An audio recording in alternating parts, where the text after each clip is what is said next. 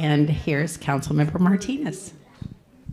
Thank you, Michelle. Good morning, everybody. Wow, we had a great showing here in District 11.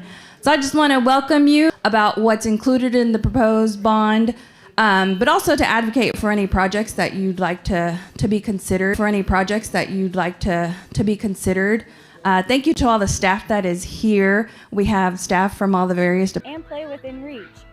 It's about thinking Play within reach. It's about thinking long-term, and now's the time to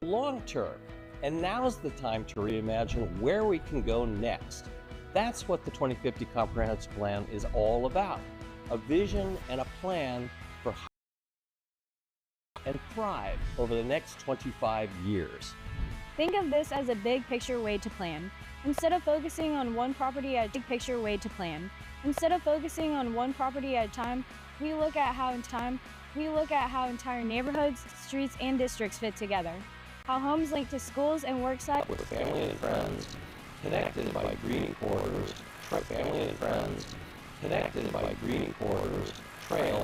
and efficient transit, building every corner of our city. This kind of planning keeps each area's character intact, while giving every neighborhood a chance to grow in a way that fits its residents. Our future can be a place with even more great jobs and innovative companies, with advanced employment and higher education centers.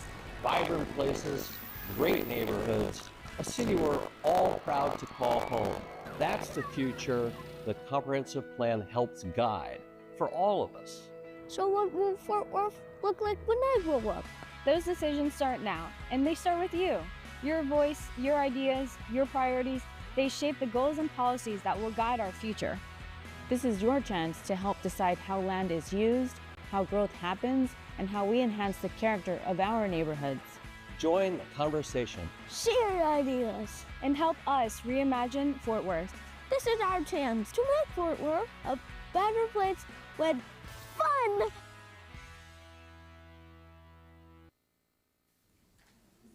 So I love this video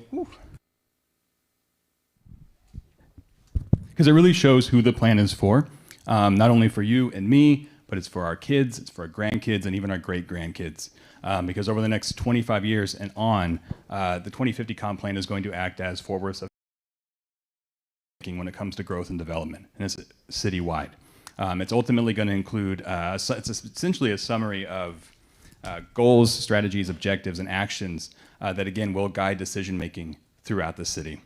Ultimately allowing the city to work alongside the community in developing stronger neighborhoods, and again, a strong, resilient economy. So where are we now? The comp plan is a long process, ultimately culminating in 2027, but I wanted to talk about some initial engagement we performed back in 2024.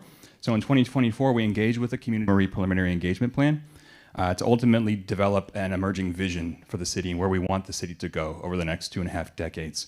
Now, as we move into the second phase of the plan, which is more plan development, we're really trying to hone in on this vision and develop sound strategies and actual actions to make this vision a reality.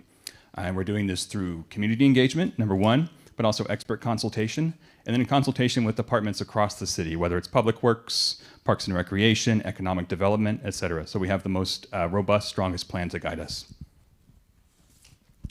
And with that community engagement, I wanted to share a couple resources that are current and going to be ongoing throughout the process. So throughout my 3 slides, at the beginning of the presentation and at the end of the presentation, there's QR codes that'll take you to Connect Fort Worth, which is our official window, your official window into our planning process. So there we'll have general information about the plan. We will share any resources we develop throughout the plan, any interim analyses. We also have a timeline on there, pop-up events where you can become engaged with the plan. We have any other resources we develop, we will publish through Connect Fort Worth. Most importantly, right now for us, we have an interactive survey available. We encourage you and everybody you know to take the survey for us. It's incredibly useful. We use it to directly inform the plan. Generally, we are asking for folks to provide us with their overall priorities for the city of Fort Worth, any potential challenges or your thoughts on potential challenges and opportunities across the city, and then what I find really interesting is there's a section on this survey that allows you to identify specific areas within the city and talk about any potential development or redevelopment you think might be useful in that area. So again, it's a super quick survey. It's 5 minutes, easy to share, and it's available through connectfortworth.com. And so with that, with any more questions, I'm here with part of the long-range planning team, Eric Flatiger and Connor McDonald. We're over here with our posters. We have a dot poster for you all to help us, again, tell us your priorities for Fort Worth overall. And we're also here to answer any questions about the comp plan or the planning process in general. And again, please check back with Connect Fort Worth. We will update it as we have new engagement opportunities. And with that, I will hand it over to April Rose with the 2026 bond.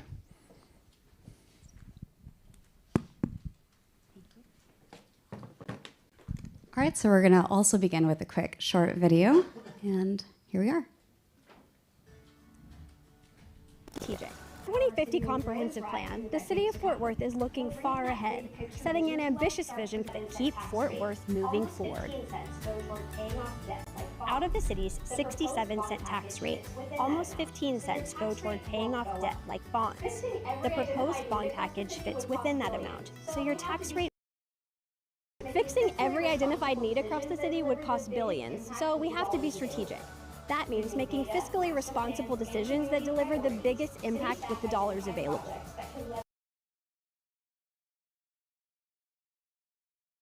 Projects that can leverage external funding partnerships and balance needs across every part of Fort Worth.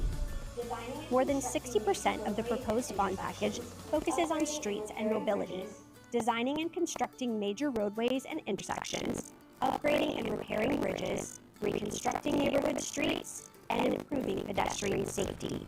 The proposed transportation projects were chosen to advance the priorities identified in the city's master transportation plan. Another 22% invests in parks and open space, growing population, guided by the city's new parks, recreation, open space, and public realm master plan. And the remaining funds support essential community needs that strengthen neighborhoods across Fort Worth, like public safety, animal care, library upgrades, and affordable single-family housing. These projects aren't chosen lightly. They're shaped by data, careful planning, and most importantly, your feedback. Help build our future. Use our interactive Balancing Act tool to explore the proposed projects and share your input on what projects should be prioritized. You and your neighbors will vote on the bond projects in May 2026. The comprehensive plan sets our long-term vision. The bond program helps make it happen. All right, so just have to say that District 11 holds a special place in my heart. I used to visit my grandparents, mis abuelos, quite a bit throughout the entire holiday season over in Worth Heights, and so I'm really happy to see a full room here today. As Tony mentioned, my name is April Rose Escamilla. My background's in civil engineering, and I work with the Fort Worth Lab as a Senior Capital Projects Officer to present to you today the 2026 proposed bond.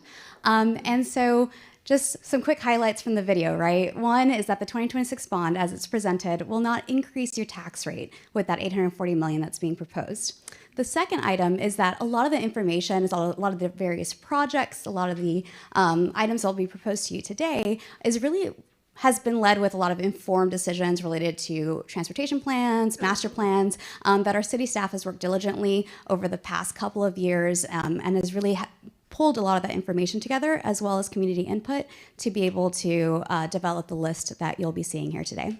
And then the third is that we're all about engagement today. Any comment, any questions that you happen to submit, we are taking note of that because the overall list is not entirely baked. There are still opportunities for you to vocalize what you would like to see different or what you're a proponent of as well, so that we can also share that with both city leadership as well as city council. So with that, to begin, we have the 2026 bond program. Now, city staff has been working since all the way back through October 2024, in which we pulled together all the various needs. And again, this is about the hard infrastructure, really seeing what would the city actually need for the future. And that dollar amount was $2.7 billion worth of projects.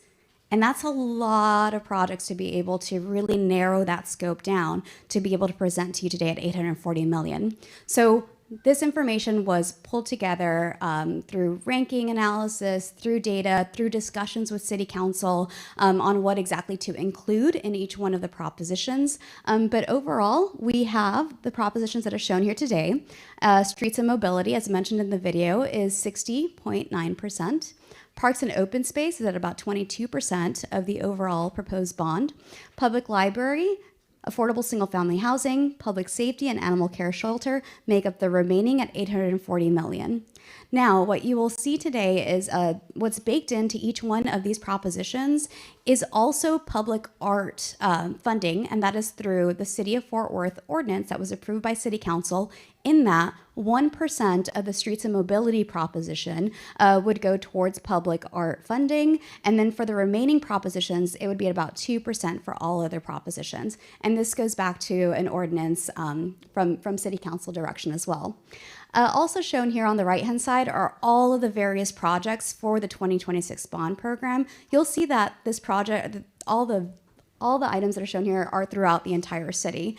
So whenever we are proposing, if there are members outside of, say, even District 11, thank you for also coming because we're looking at it from a citywide effort as well. So with that being said, we're going to go ahead and move into the very first proposition, which is streets and mobility at 511.5 million. Now that 511.5 million is broken down as shown here, where 199.1 million would go towards expanding major roadways. So you can really see that the projects over in that really red thick line for each one, as well as rebuilding minor roadways at 129.2 million. You can consider the minor roadways what we've all kind of come to learn as far as being neighborhood streets. So something that's within your own neighborhood, you may see certain programs in which we're able to capitalize a lot of these dollars to also utilize water department dollars from a cast iron line perspective, so that we can all go in together, take care of our cast iron line replacements, as well as really making our bond dollars stretch. So there are a couple of, hi, come on in. Yep. There you go. To really just make those dollars stretch. So next is the upgrading as well as new traffic signals and upgrading intersections. Bridge safety and connections at 40.7 million. For bridge safety, I really like to highlight this one from a safety aspect as well. In civil engineering, we always talk about our aging infrastructure and how to be able to keep up with that, we do have to be able to allocate certain funds. And the bridge safety at 40.7 million is really geared towards that. So there are specific bridges that we have identified that would need rehabilitation, just because, again, we do value the aspect of safety, and we do when we are prioritizing those projects as well. We also are utilizing some of our dollars, as mentioned earlier, to leverage our funds with our regional partners. And so who are our regional partners? So that could be TxDOT, that could be the North Central Texas Council of Governments. It can be even federal dollars, in that if we put in $1 as part of our local share, then the other party, the other regional partnership, will be able to match that. Typically, on some instances, it's like 80% our regional partnership and 20% of our dollars can really make an actual project happen that would otherwise really take a huge bite out of a specific proposition. So we are really utilizing that, and we actually use that as part of even our ranking analysis. So if there were dollars that we were able to leverage, we were able to elevate that as a higher priority project so that we can make sure that we capture those dollars, so that, again, making from a fiduciary standpoint, making the dollar stretch. So next is sidewalk and school safety, as well as Vision Zero projects. So the Vision Zero projects at 12.3 million, this is really looking at an entire corridor, right, entire roadway corridor, and seeing what are some of the safety features from even a pedestrian standpoint that we can utilize and implement some safety features to really try to lower the death that's related to sometimes traffic-related incidents. This all ties back to a council-approved Vision Zero Safety Action Plan from August earlier this year. So that specific plan will help inform the types of direction, the types of projects, so that we can move forward with design as well as full-on implementation. And just to touch back again with the sidewalks, that's just like your straight, your typical sidewalks that you would see. It would still take into account the ADA measures, and so that would be incorporated in both our design and our implementation. And following up, we have our railroad crossings as well as our street lights. Now, there's a lot of information in this exhibit. Oh, there's some clapping. I love that. So there's a lot of information in these exhibits.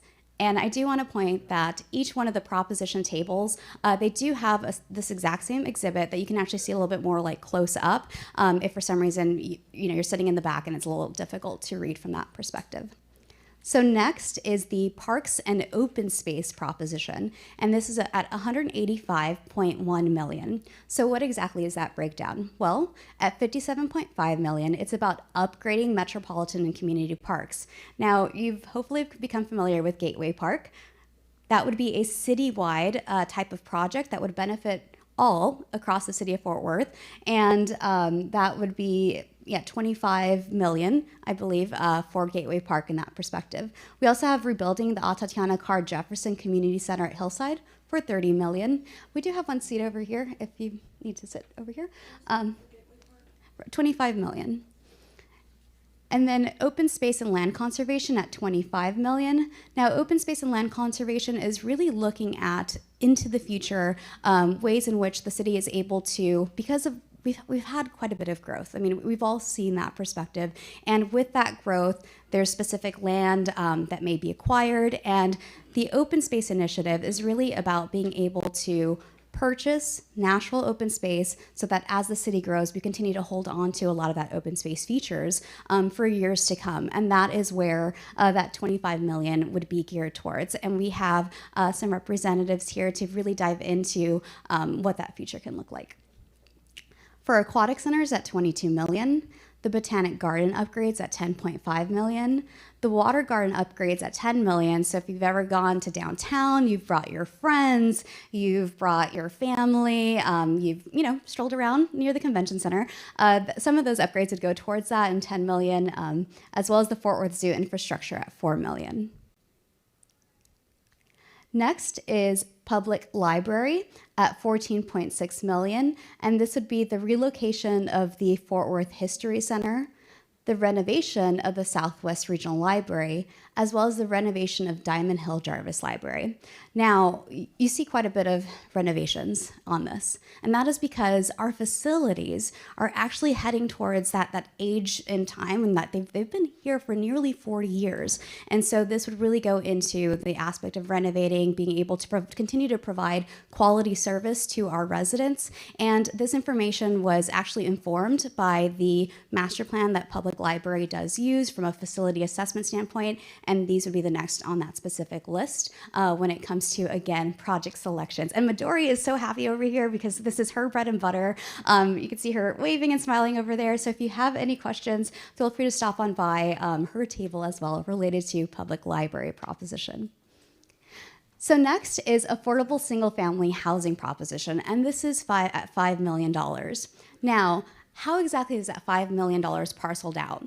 Now, earlier I talked about leveraging funds, right? So $1 million would be used towards the acquisition of vacant land or blighted homes. The $4 million would be used to leverage our dollars to go towards the infrastructure costs to develop single-family, single-owner occupied, single-family housing within, or really it would be throughout the entire city. We have a great group of individuals located right over here, even our director, Ms. Casey Thomas. They have brought together some great exhibits to really show you what the homes can look like, as well as what, say if there's specific household size, and there's stuff about AMIs and what the salaries and who would qualify from that perspective, where they really can dive into those details to help answer those questions. But again, that $4 million would help leverage a lot of the capital infrastructure. Because again, the 2026 bond, we're looking at it from that $2.7 billion need and seeing how can we leverage these dollars to be able to really expand on our capital side of projects for years to come. So that's like our sidewalks, water meters with our water and sewer impact fees. There could be some perspective of transportation impact fees. It can really go into all those details, which again, I'll defer to the team to really dive into that. And then next, we have public safety proposition at 63.9 million. Now, public safety, I always talk about this slide as new, rebuild, and renovate. So we have the new Fire Station 46 in the Southwest Fort Worth area at 19.4 million. Rebuilding a Fire Station 40 in Northwest Fort Worth at 15 million, and the renovation of one of our existing buildings, and this may look familiar to you over in downtown, and this is the Zipper building. Now, to say renovation, not to be taken lightly. So we all know that technology is rapidly changing, and we also know that our city is growing. And to be able to kind of hone in on both aspects, meaning we want to be able to provide quality service for fire, for safety, for police, to be able to go for emergency services, this renovation, this building, will really be used to replace our existing 40-year-old building and bring all of that together into one house. And again, this would be a citywide service to really leverage that 28.3 million. And we have Sunny here today who can easily help also answer a lot more of those questions. He's just as passionate in his area of expertise to be able to expand as well as overall in public safety. So next is the animal shelter proposition, and we at 59.9 million, this is to build a new animal control shelter with increased space. It's also intended to replace the current Chuck and Brenda Silcox animal shelter. So the existing shelter was built in 1998. For reference, the city of Fort Worth in the census in 2020 was at 560,000 people. We have close to doubled that now in 2025. And currently, for every 1,000 people that move to Fort Worth, there's about 25 to 35 animals that enter the animal welfare system. Our current live release rate, and our team is working diligently to continue to increase that, is at 86%. And so we have already expanded the existing animal shelter that has been in place since 1998 3 times. And to the point where we're now looking into increasing that space because we want to be able to be a no-kill shelter from that perspective, to be able to meet that 90%. And so this is how the city and this how our staff would use that 59.9 million to be able to locate a new space, to be able to provide the adequate space so that we can try to achieve that goal as well and really take us into from a one-time capital expense for the next 30 to 40 years.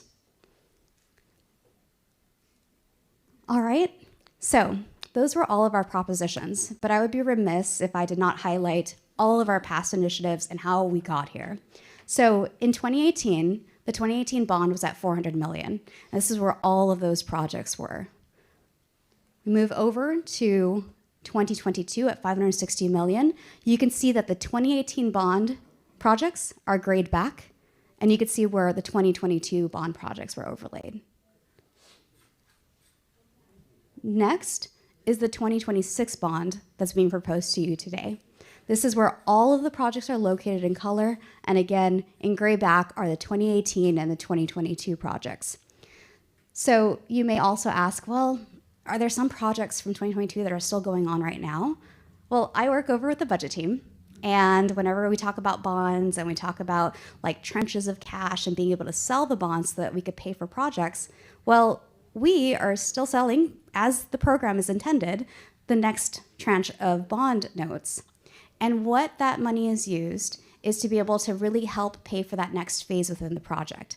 So while we are continuing to close out our projects in 2022, this latest tranche of cash is really can be utilized to pay towards this next step, which is going to construction. So that's why sometimes you'll see that while we are fortunate as a city to come forward to you every 4 years with a new bond, specific projects can still take maybe possibly 6 years to complete, because within those 4 years, we've had to do design or preliminary study, we've had to do design, we've had to acquire right-of-way in specific areas, work on permits with railroads, whatever that, little aspects that really do add up in time to the point where within that 4-year cycle in this specific bond, we're now ready to go into construction for certain projects. So again, this is where all the projects are located as proposed today, but really just wanted to give some background to help give you some more insight on what we're doing.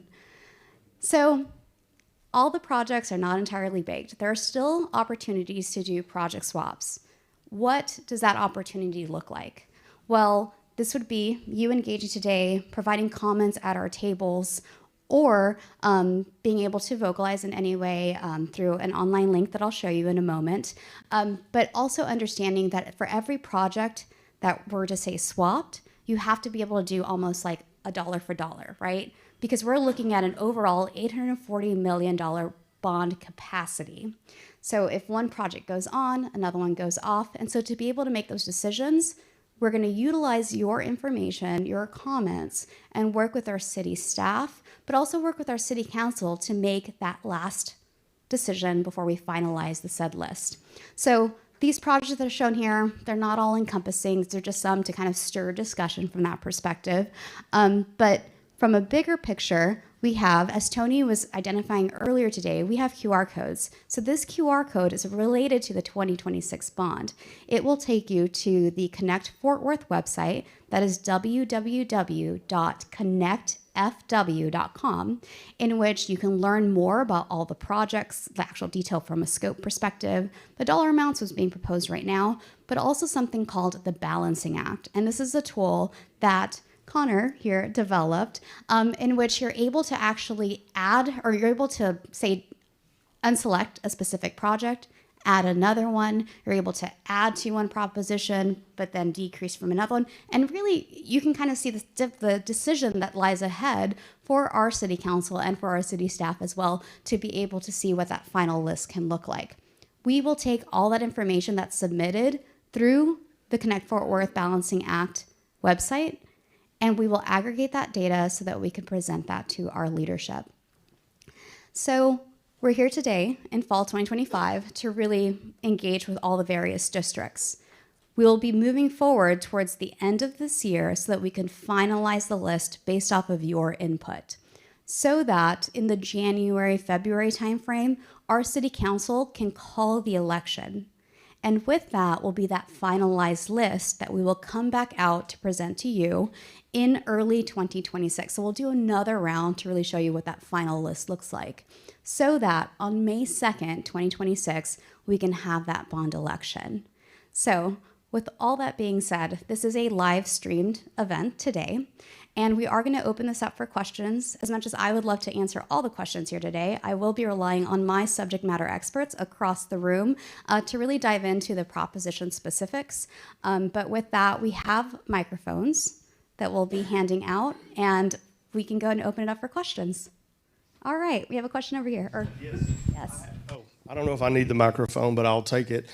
First of all, thanks to city staff, because you've got to do this 10 times, and I'm sure it gets old. Also, shout out to Councilwoman Martinez and all of my fellow District 11 residents, because I've watched all of the bond meetings so far, and I think I can safely say this is the best attended. Is that right, Michelle?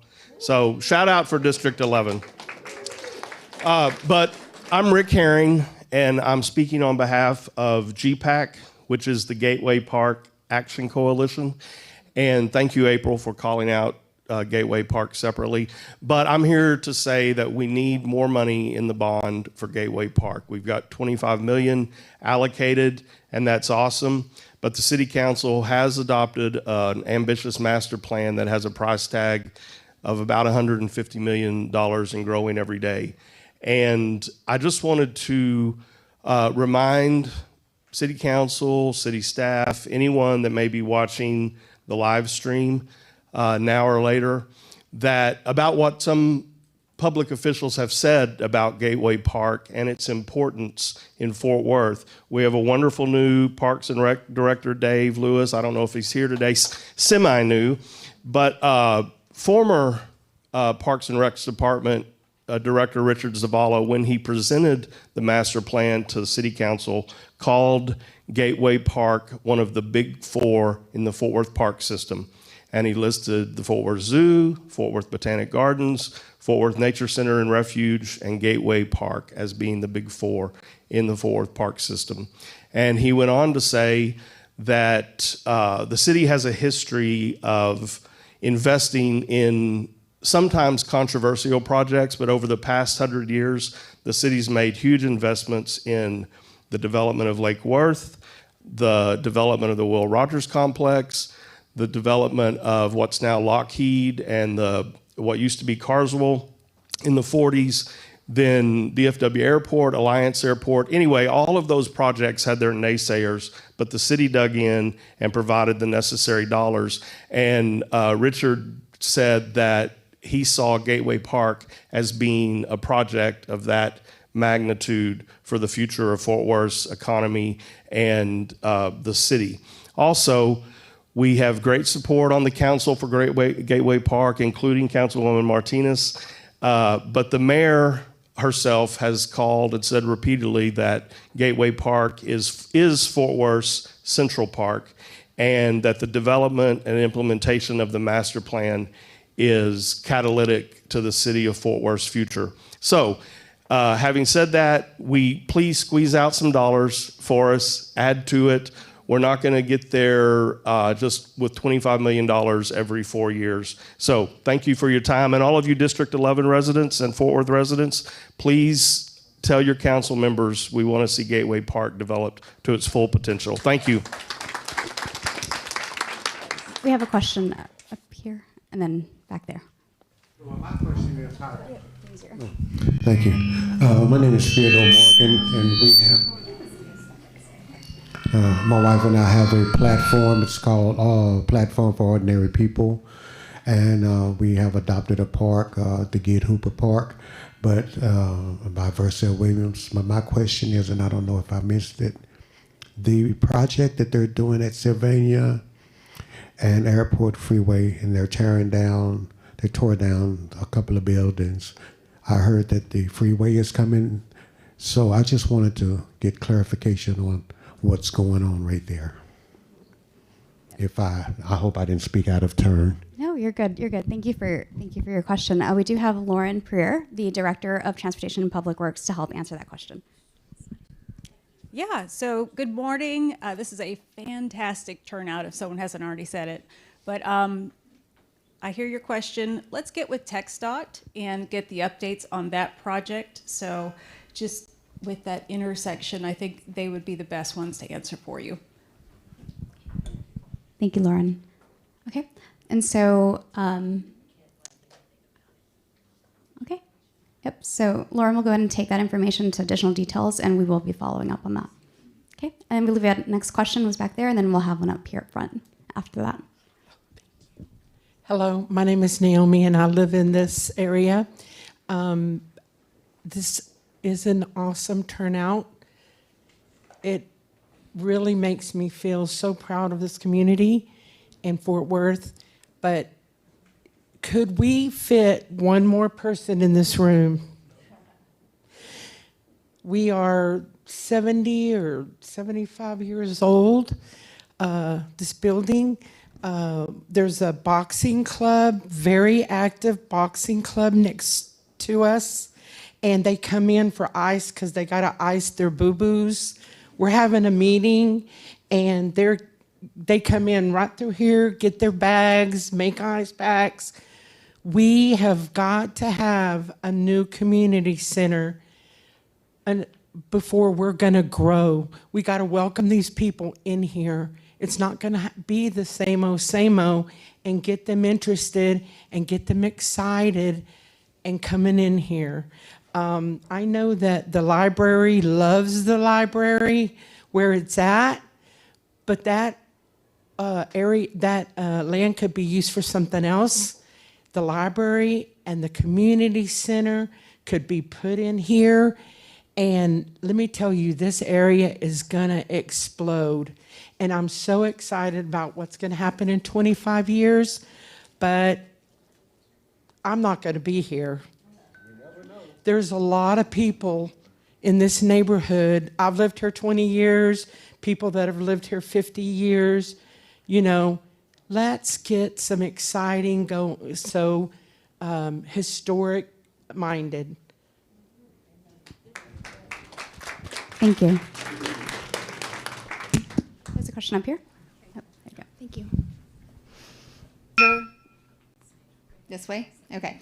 I'm the manager of Sun Valley PID number 15 at Fort Worth. Come on down, Okay, all the way down. Here we go. Okay. So I'm a manager for PID 15 in Fort Worth, and the Sun Valley PID district is home to more than 150 businesses, 4,500 jobs, and generates more than $15 million in sales tax revenue to Fort Worth. You'll see some of our property owners and business owners here in the blue, if y'all would stand up for just a second. That's Sun Valley. So, thank you. Sun Valley is a strategic economic driver for, in District 11 in Fort Worth, and we're here today because the Sun Valley PID Board, starting in July of 24, requested to be part of this bond program for our streets. We have 7 streets in Sun Valley, 6 of which are red, and if you've been to that great table at the back that has that fantastic map, you'll know that red means that our streets are no longer available for maintenance. They're too far gone, that the only possible alternative for our streets is reconstruction. And so far our streets have been excluded from this bond program, but in the research that we've done and the conversations that we've had with wonderful members of city staff, we believe that that decision was made on a basis of some incomplete information and outdated information using overstated costs and an all or nothing approach, that as if we were asking that all 7 of our streets be reconstructed at once, which we know costs a lot and is cost prohibitive. But what we're asking for is a phased approach, that perhaps a few of our streets could be included in this particular bond package, because as we said, there are no alternatives to reconstruction. So I'm going to open this up and ask that some of our business owners here in blue, if you could talk a little bit about how the deterioration of Sun Valley streets is impacting you and your businesses. Hey, this is a great turnout. I really want to thank all the city staff for coming here and answering questions.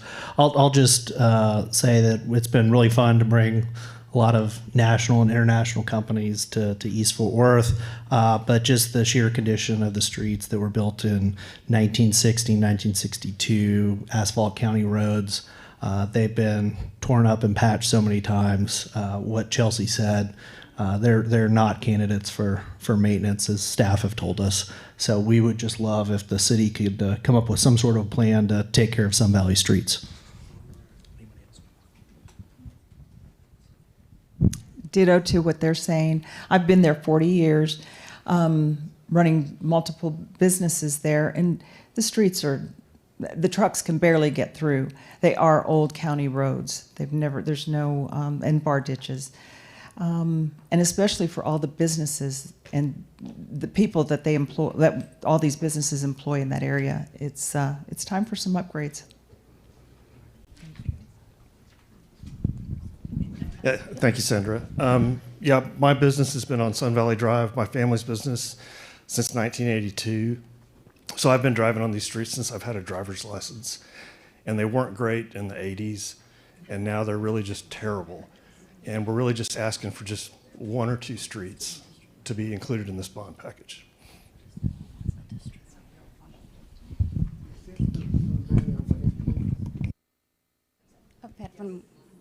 Yes. No. Is this the Sun Valley over at 820? Yes. 820. So they're not going to implement anything after they get through with the freeway, or is that what y'all trying to do now to get everything involved while they're fixing 820 and 20 to include you all also? Maybe some sort of plan. Okay. So, and the comment was some sort of plan. We do have Councilmember Martinez here, who did hear your comments as well as your input. And again, this is about discussing the projects, discussing the scope. Oh, there's one more. Sun Valley PID. Hi, my name is Jessica Ramirez, and this is my brother, and we both own a business in Sun Valley. We've been there since 2017, and we're growing. We have over 30 employees now.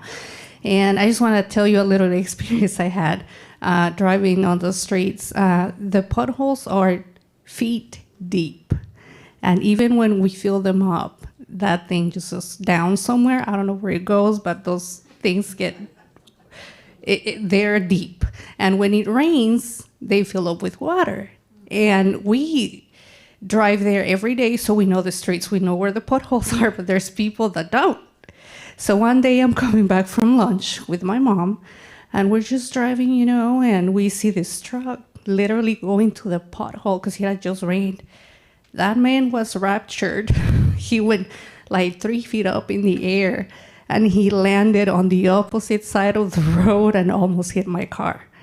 So those are the kind of experiences that we're having, and I think it's just time for us to get some money, and we're not asking for all the streets to be fixed, just one or two, and that would be great. Thank you. Yes, thank you for your input. Is this on Sun Valley PID as well? No, okay.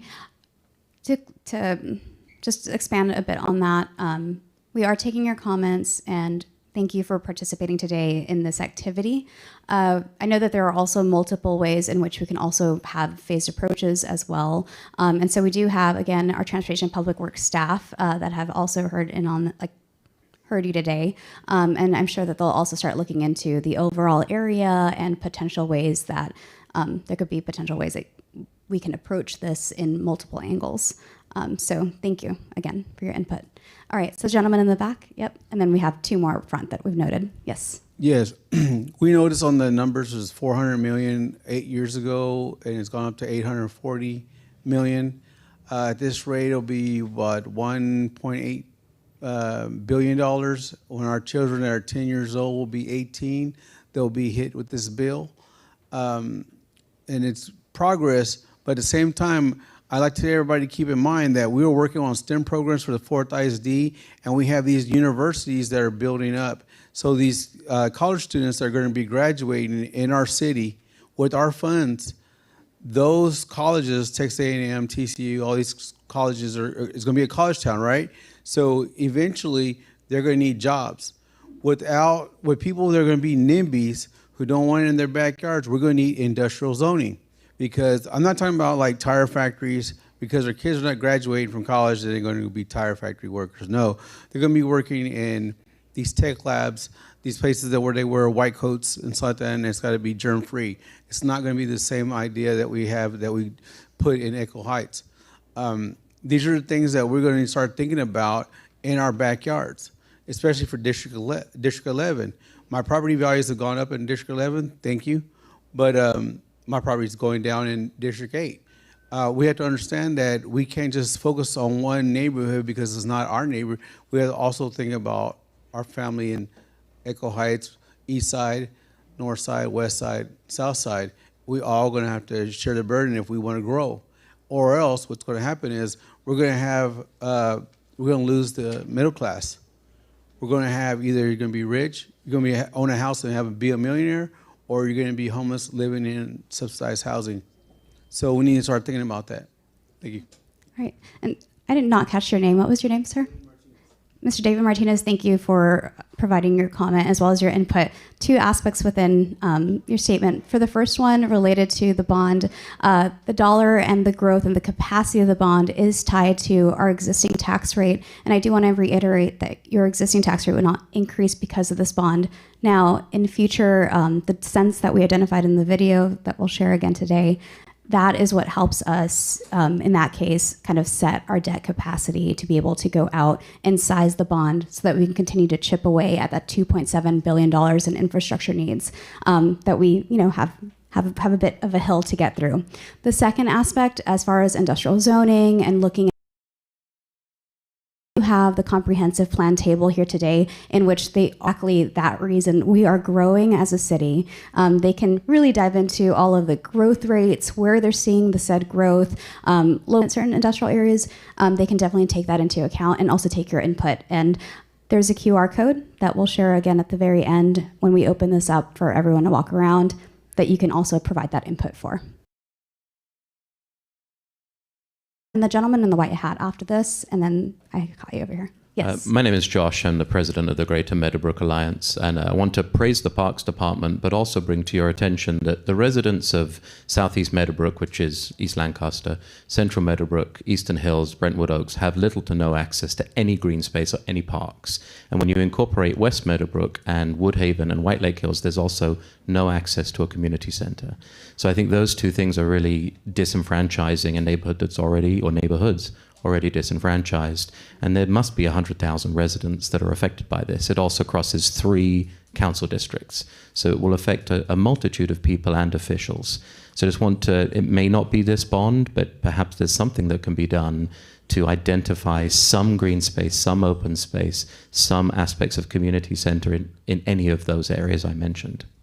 Thank you. We do have Allison, who is lead on open space. She just waved her hand back there again. And then we also have Joel. Joel, if you can also raise your hand. So he's our assistant director with Parks and Recreation. And so thank you for that input. And I'm sure they've also taken that as well from your comments. The gentleman in the white hat. Yes. Hi, my name's Dan Snoke. I've lived here in Fort Worth for 55 plus years. Doing well for a senior citizen. And if you haven't taken your over 65, deduction on your homestead, you're missing out. But anyway, I want to know if there's someone here can elaborate a little bit on the $5 million for single family housing. All I see around my neighborhood, South Central Fort Worth, is 3- and 4-story apartment buildings. My neighborhood is getting crowded because it's 3- and 4-star apartment buildings. I'd love to see the single family housing. And so I'd like to know, how $5 million isn't going to buy nothing. Well, thank you for your comment. My name is Casey Thomas. I'm the director of the Neighborhood Services Department. And to your point about $5 million is not enough, that is exactly the type of feedback we'd like to hear. This is the very first time that the city of Fort Worth has an affordable housing proposition as part of the bond program. And so we need to hear from residents. Do you agree that $5 million is enough? Is it too much? Is it not enough? And so that's the feedback. There are a number of different options where you can provide your feedback and let us know, would you like to see more or less? We also encourage you to reach out to your council member if you would like to increase that number. Again, April mentioned that if we add more money to the affordable housing proposition, we'll also have to identify where we would like to reduce the money. The money would go specifically to single family housing. And so we're talking about one home on a lot. This would not be a multifamily type development. It would be single family. And then it's also to encourage home ownership in the city of Fort Worth. As many of you who are residents know, the more homeowners you can get in your community who are invested in the community and have been there for a while, the better the neighborhood's looking. So we do want to encourage home ownership opportunities. But thank you for that feedback. My department appreciates you saying it's not enough. How it will be used? $5 million. Sure, certainly. So there's 2 aspects. The first aspect, ultimately the purpose of the money is to reduce the cost of building affordable housing so that more developers, more nonprofits will build affordable housing. And so we'll do that in 2 ways. One, we will purchase lots. It will either be vacant lots or we'll take blighted properties and then sell those to either nonprofits or developers who will then use those lots to build housing. So that's $1 million. The other $4 million, we will use that to help reduce the cost, the construction cost, the development costs that are required to build a home. And so we could use that on water and sewer impact fees. That can be a significant cost of construction. And so the more ways that we can help reduce the cost, we're hoping that that will encourage more people to build affordable housing. Do you think it's enough? Am I? I will say affordable housing is a great need, not only in the city of Fort Worth, but across the country. And so we will always accept any type of funding to help build more affordable housing. Thank you, Casey. And let me also mention the dollars that the bond dollars go for is just for, as Casey mentioned, is for lots and then for public infrastructure. So the idea is that we're leveraging private dollars for the actual construction of the homes. So they haven't estimated it yet, but we're going to imagine that a nonprofit builder or a for-profit builder is going to be building homes on those lots and to leverage that public infrastructure. So I'm imagining, and you all, if anybody's built a home lately, you know how much that is. And so if the price of the lot, right, is reduced, or if the cost of the public infrastructure is subsidized, then the cost of that home is fully paid for by the private sector, right? So we're leveraging, I've got to imagine, I'm guessing 75%, right, of the total cost of building a home. So $5 million could get you what? Somebody do the math. Come on, y'all. 5 million is 25% of. Come on. Oh, come on, you can do it. 15 million. 20 million? 20 million, okay. So we should be leveraging, say, $20 million with 5. Does that make sense? So it's not like we're just spending $5 million on affordable housing. We should be ultimately spending $25 million on affordable housing, right? Because we're not building the housing with these 5. It's the private sector that's building the housing. We're just trying to make the lots cheaper, help with the public infrastructure, water, sewer, the streets and sidewalks, stormwater. Does that make sense? Okay, cool. I have a question on a specific. Sorry, he had a follow-up. I'm sorry. No, I just wanted to know that what's the guarantee that we have when the single family comes in that the developers won't turn and do duplexes and other kind of things? Yes, because the zoning where we buy the lots will be single family. And what protections, Casey, will you put on those lots? Yeah, so as part of the condition of getting the lot, either the lots at a cheaper price or the cost to develop, we would have a requirement that they would need to maintain that as affordable housing for a set period of time. And so that would be the way to guarantee that it doesn't become multifamily development, it doesn't become rental housing or anything like that. Thank you, Casey. Thank you, Dana. Okay. Yes. I have a question on a specific block range that's included. It's the 5,000 block of Barnett Street. I'm asking that be 2 blocks, 5,000 and 5,001. One looks worse than the other, but if you drive it, the other one is a roller coaster. And I've lived in my neighborhood for 34 years and never seen anybody ever touch it. So I would like to see both of those, 5,000 and 5,001 Barnett. Thank you. Okay, thank you. And we have noted that information down with our TPW team. Thank you. We have the next question. Yes. My name is Vicki Vargas, and I live in Worth Heights in District 11. And our library was closed down to make room for the History Center. And with the relocation of the History Center, we would like to see the seminary branch reopened. District 11 has about 6 libraries. However, none of them are west of 35. I call it the Worth Heights Library, but the Seminary South branch was the only one that serviced multitude of neighborhoods, not only Worth Heights, but Ryan Place, JMSL, Carter Park, Brentmore, so many. We need it reopened. It was utilized constantly. With the literacy problem we have, I'm sure everyone can agree that a library is essential, and it's essential in this area. So I would like to ask everybody to support reopening the Seminary South Branch Library. Thank you.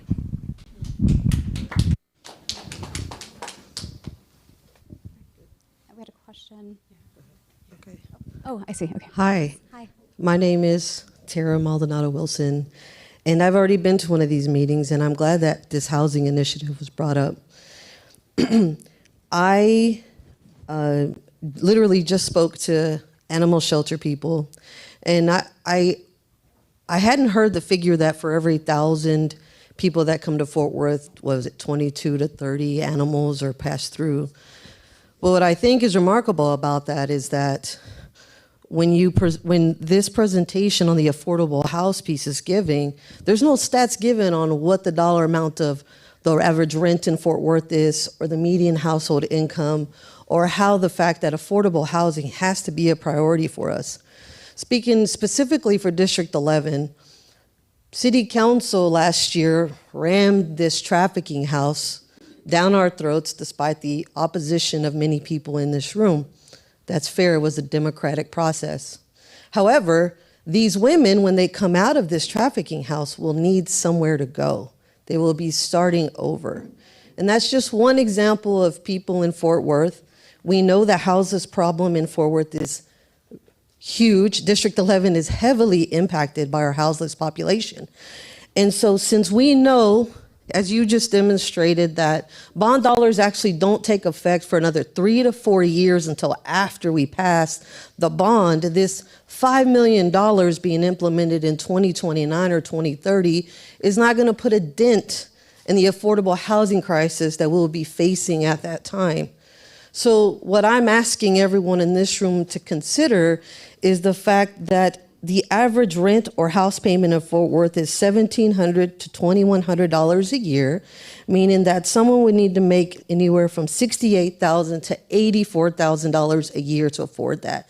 And that is at a current rate without inflation included. This animal shelter, and again, I don't have anything against animals. We do need a proper animal shelter. We would love to have a no-kill animal shelter. But as an ER trauma nurse who has to deal with people in their emergencies and their needs on a regular basis, we have to start centering people. And when we start spending millions and millions of dollars that are projected into our future. And so I actually believe that because the animal shelter has no projections for what the building is actually going to cost, where it's going to be. There's no schematics for it. There's nothing. It's just an arbitrary number that's on this proposition. My concern is that it won't pass in May because it's very arbitrary, and we lose out on $60 million of an $840 million bond that won't increase our taxes that could have gone to many other things. On top of that, we just absorbed EMS services to our fire, and we have not considered, and there's nowhere anything mentioned of how we're going to implement or help them absorb the mental health necessity of that role. EMS is on the front lines of interacting with people in our community all across Fort Worth that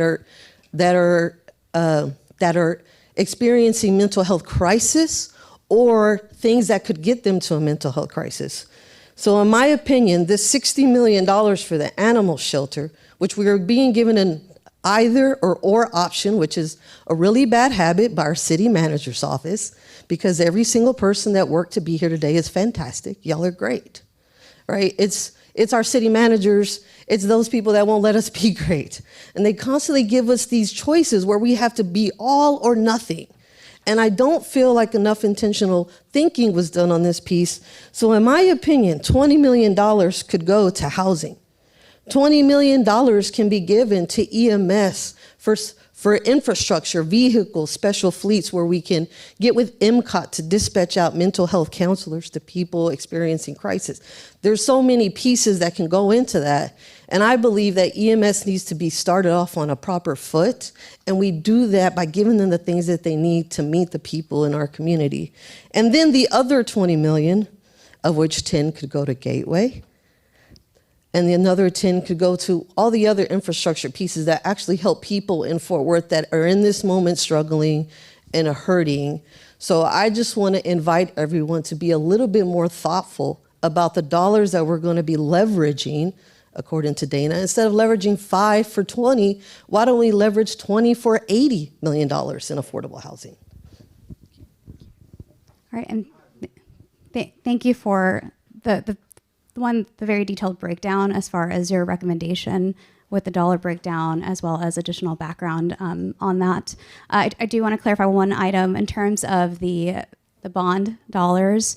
The funding that comes in, we do sell notes every year.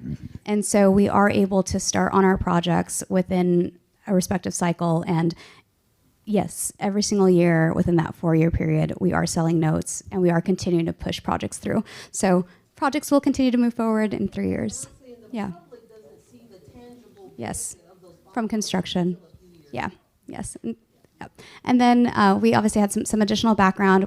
I hear that Neighborhood Services also took note of that amount from an EMS and safety standpoint. We've also taken into account your comment as well. And then overall with affordable housing as well as even future growth and leveraging dollars. So thank you. Okay, we have a comment and question. Good morning, everyone.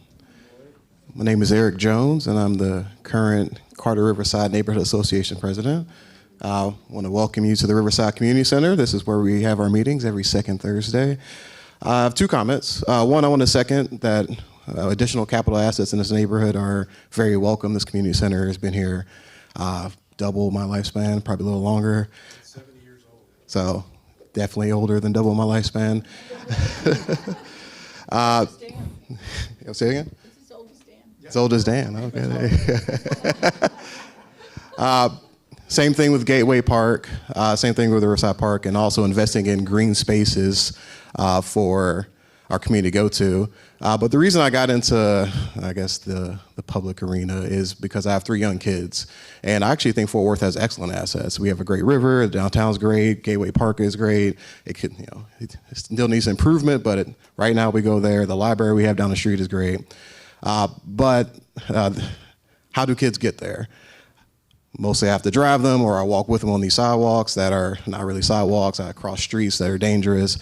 So I would like to not only advocate for additional capital assets, additional green space, but for connectivity, especially for younger people who do not have the ability to drive. So one of the bond swap projects I saw on there was the Belknap and Ray Street, as well as Riverside. So it's like a 6-way intersection sidewalk improvement. So how do kids get to these assets that we want to build? I want to make sure that the city council is constantly thinking of that, especially for ADA, especially on these sidewalks. I'm pushing strollers, and if I have to pop over curbs, I can't imagine what people who are disabled have to do with. So smaller scale, not just streets, but how do people walk, how do people bike, especially younger kids, to these great assets we have in the city of Fort Worth. Thank you. Yes, thank you. Thank you. Just a bit to expand on that, we do have the Vision Zero, and so there could be utilizations, and to be able to maybe do a phased approach to be able to really hone in on a specific area if, say, the full project does not make it on the list, or if it does, with the whole swapping aspect of things. But thank you again for your information, and TPW is also here to hear that too. So, yes. Okay.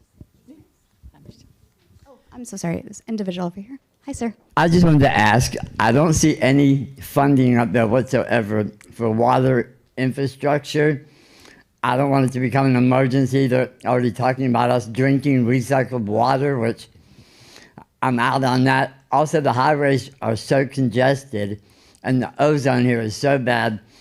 And everything I read, they say that Fort Worth next year will start getting millions of dollars in fines for their air quality. I don't see any millions up there or what they're planning to do about their air pollution. Thank you for that comment. For the reason why we're not showing anything related to water and sewer is because we do have a water fee. We do have a water department that does collect fees to be able to pay for that infrastructure. So in terms of water replacements, or even related to like cast iron replacements, or even just with that said growth, we're able to utilize water-related rates and collections to be able to cover that cost. The second item related to air pollution and so forth, I'm sure the city will continue to work with entities like the Texas Commission on Environmental Quality to be able to discuss that, but also from a larger regional perspective, there would be larger regional discussions related to air pollution that we could certainly discuss outside of even the bond. So thank you. Okay, we have a few more time for a few more questions. Yep, hi. I'm Cindy Bowling. I am president of Central Meadowbrook Neighborhood Association, and Dan, my good friend, is vice president. Many of you have mentioned community centers. I see that there's funding for renovation of community centers. And as Josh said, our area spans a huge area. West Meadowbrook, Central Meadowbrook, Woodhaven. You mentioned another neighborhood, Josh. Eastern Hills, Brentwood Oaks. We do not have a community center at all. There are some neighborhoods who have more than one. So we're all here today, and this community center is free for community gatherings and meetings. Our neighborhoods, when we meet, and we have several monthly meetings, we pay the United Methodist Church in order to use their fellowship hall. Our neighborhood associations pay for that because we do not have a community center at all. And we span a huge area. We have lots of land. We have huge vacant lots along East Lancaster. Palladium's going up along East Lancaster, and there's a huge lot that probably won't ever be developed into a food pantry just to the east of that. Please do not touch the divider. Thank you. What did I do? I did? What are dividers? Oh, okay. Well, I've been known to touch things I'm not supposed to. Right? Okay. So we don't have a community center, and there's absolutely no excuse for that, especially when other communities have more than one. So that's my extreme irritation. Where's the money for our community center? Second, I want some clarification. Dana, as you explained it with the affordable housing, that I look at the $5 million as a subsidy to encourage the private funds like tax incentives and tax credits and people to come in, private money, construction to provide affordable housing. And affordable housing also has other funding sources like federal fundings and grants, as compared to something like the proposed animal shelter. As far as I know, and please correct me, an animal shelter doesn't have tax incentives or private funding unless there's a huge donation. It won't have the other subsidy money or sources to build. It has to rely on bond money. Is that right? Yes, that is correct. And that's why it's more than $5 million, because the $5 million will be enhanced, although I get Tara's point. Thank you. All right, thank you. We have time for just a few more questions, and then I'll have Councilwoman Martinez close out with some notes. Yes. Hi. Well, good morning. My name is Torchy White, and I am a longtime resident of District 5 and the East Side, and I'm here because I am a longtime devoted member of the East Side. And the first thing I want to do is to thank the city for the renovation of the golf course, which is on the east side. Although it is maybe within the lines of District 11, it's ours. It's all ours. And it is beautiful. The vistas are incredible. And I really invite everyone in this room to take a tour of the golf course and hopefully participate in golfing or start your participation in golfing for the exercise, if nothing else. But the big issue here for us is we need a sustainable restaurant. And it has a restaurant that needs to be expanded. It needs to be our go-to destination spot on the east side. And I invite everyone here in this room to just take a tour and to embrace how beautiful it is and what a go-to spot it can become if you, your friends, your neighbors continue to support it. It is absolutely beautiful, and it can bring many wonderful things to the east side. One, it can help sustain our business areas, okay?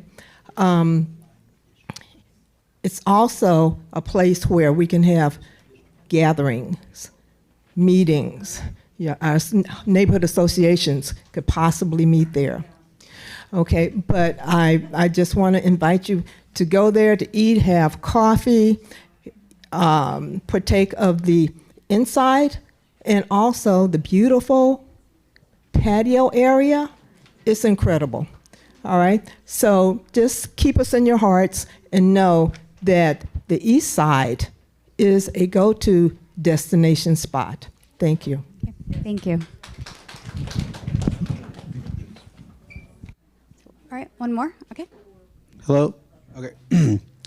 Well, I also, I showed up a little bit late, so I don't know if the new city art building was discussed. I'm late. I showed up late. Sorry about that. But not knowing if that was talked about or not, I just wanted to say that was, I think there was proposed $36 million for the new art center, or the center to be developed, rehabbed over there on Ginty. And I want to tell everybody, we don't have a library in Southside, in Worth Heights, or for Carter Park and all the other neighborhoods that are in the area, District 9 and 11 of I-35. But here's the thing that I'm telling you, with our students in Fort ISD not having DEI, a lot of students do not have a cultural balance. So the arts is a way we can work with, also with the library being built and creating an art space. If you go to the art spaces, I mean the community centers and the libraries, there's not enough art or art programs. So I would like everybody to keep in mind in that some of the city community centers are also resources for our students, and actually for our STEM programs. We do not have, many of the parents, the students are Hispanic, and their parents do not have STEM jobs or education. So where the kids are going to learn? They don't have a STEM, the Girls Inc. has a STEM lab, but we need to make these spaces for the kids who have STEM programs. Thank you. Okay. Thank you. Okay. All right, here we go. And I guess to close off again, the QR code is here. Encourage you all to go and follow up as far as adding your comments. And with that, here you go, Councilmember Martinez. Thank you, April. She did a wonderful job. Let's give her a round of applause. So again, thank you for joining us this beautiful Saturday morning. I encourage you to, again, go onto the QR code, leave your feedback, but also to really break down what's included in the bond. You know, I believe with the relocation of the History Center, that is reinstating the Southside Library majority. Can you confirm that?